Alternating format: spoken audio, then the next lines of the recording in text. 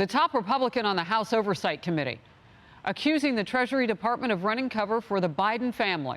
And this is coming after his request to look into reports involving first son Hunter Biden were rejected. Created for Congress to have access to them, to be able to track any type of foreign transactions that would lead to terrorist activity. So this is another cover-up in the Biden administration to block Republican oversight and Republican investigations of Hunter Biden's shady business dealings. Pete Hegseth is with me, co-host of Fox and Friends Weekend, to first discuss his reaction to this.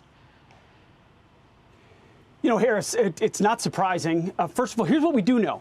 These are suspicious activity reports that the Treasury Department tracks. From what we understand from the ranking member of the House Oversight Committee, James Comer, who just spoke there are over 150 of them that could pertain to Hunter Biden. Suspicious activity reports of overseas dealings. Traditionally, Congress has access to those reports for oversight reasons. The Biden administration just about a year ago changed the way the executive was willing to comply with the House. So now it requires being in the majority to get access to any of those reports. Of course, the Democrat majority is not interested in looking into suspicious activity. James Comer's trying to get his hands on them. It would probably take a November election for him to do so. So I want to backtrack just for a second there, just a step back, because I knew about the 150 and had always wondered, well, you know, if you've got that many reasons to look at someone, you're going to take a look at that person.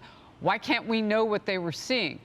But are you saying now that the Biden administration, in addition to all the switch flipping they did at the beginning of Biden's presidency on the border, wherever it was, he just was flipping Trump's policies, right? Are you trying to say that he had time to concentrate on changing this and that it benefited his son?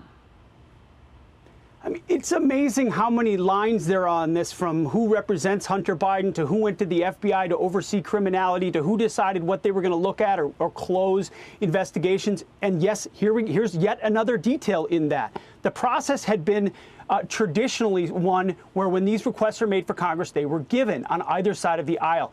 Yet the Biden administration, this is according to the ranking member, James Comer, changed the policy very specifically so that the Treasury Department didn't have to give these suspicious activity reports to members of Congress across the other side of the aisle. It requires a subpoena.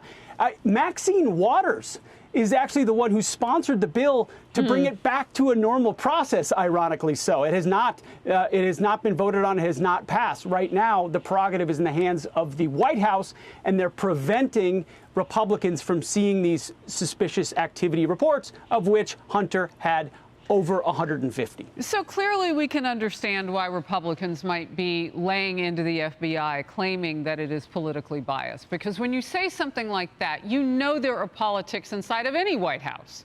And we know that there are politics inside of this one, so it's no exception.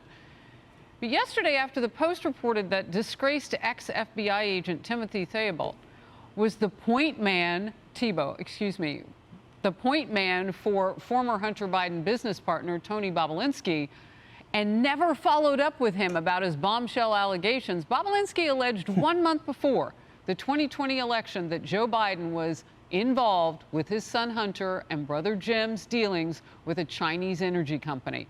A New York Post op-ed argues FBI Chief Chris Wray must explain the suppression of the Hunter Biden investigation. Pete.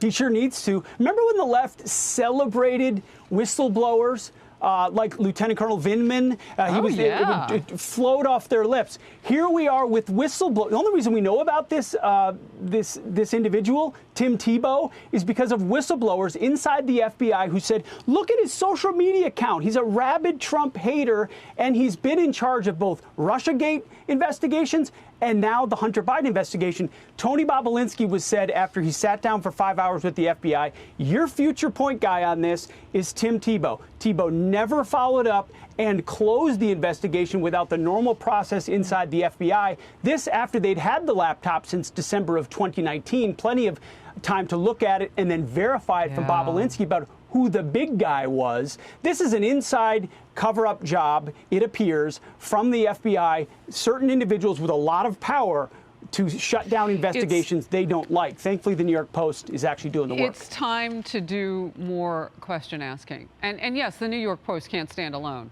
as journalists across the board, we need to be asking questions because, as you called that one person a rapid Trump hater, the president is being looked at as a rapid Trump voter hater. So what are the perks for performing for the man at the top via his son? That's a worthy question. Pete, real quick, you're hosting the Fox Nation Patriot Awards that are coming up. It's set for November 17th. Tickets on sale right now. That's always a great occasion and always wonderful when you're part of it. So good to see you. Thank you. Get them now. Outnumbered is next. Hey everyone, I'm Emily Campagno. Catch me and my co-hosts Harris Faulkner and Kaylee McEnany on Outnumbered every weekday at 12 p.m. Eastern, or set your DVR. Also, don't forget to subscribe to the Fox News YouTube page for daily highlights.